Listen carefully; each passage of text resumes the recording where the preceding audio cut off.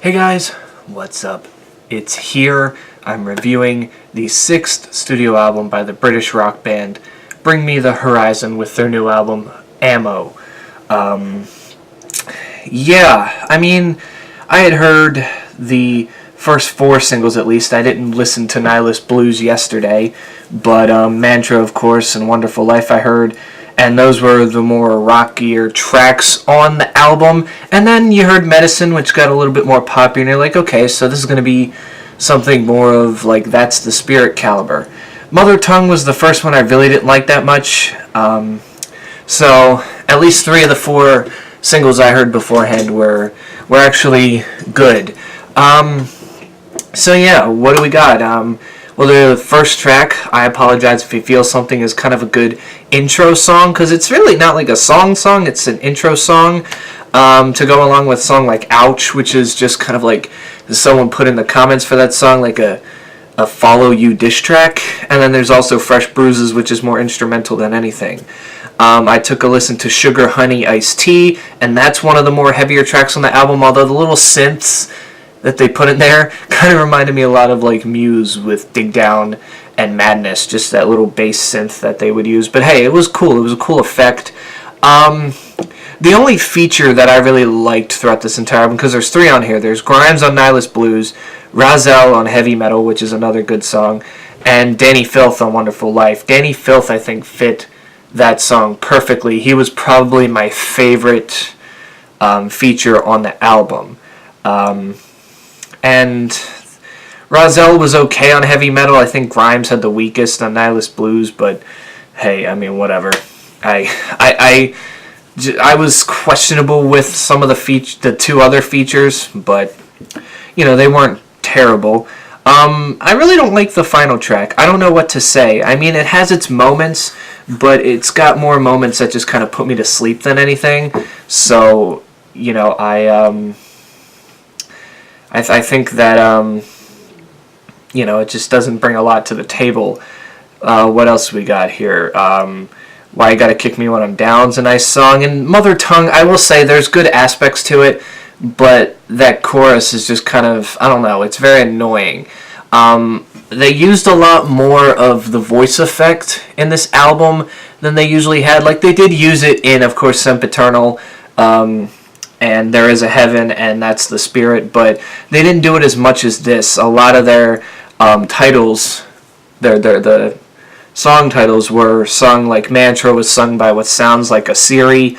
I'm trying to think of the other song. Sugar Honey Iced Tea isn't even sung by Ali Sykes. It's sung by like some woman, and I think it's the same with In the Dark, which is a nice effect, but it's still one where it's like, you're using it way too much. And even on the song Ouch, it's Ali Sykes' voice but warped, and it doesn't sound great, to be honest. That's another one of my least favorite tracks, but I gotta say, for what it was and for what we were expecting, obviously they're not going back to their old style. There is no way. I mean, there was some touches of screaming here and there, like especially at the end of Sugar, Honey, and Iced Tea.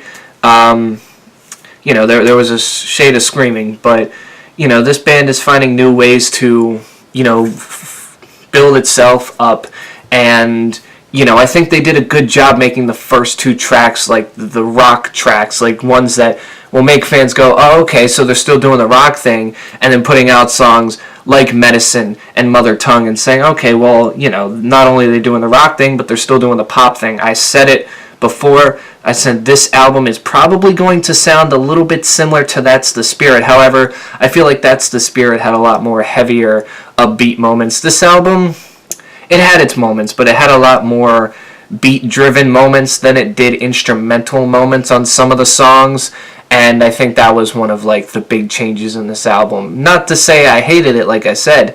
I think a lot of this is fine, but to me, it just doesn't leave the same impression as That's the Spirit. And I'm being honest, I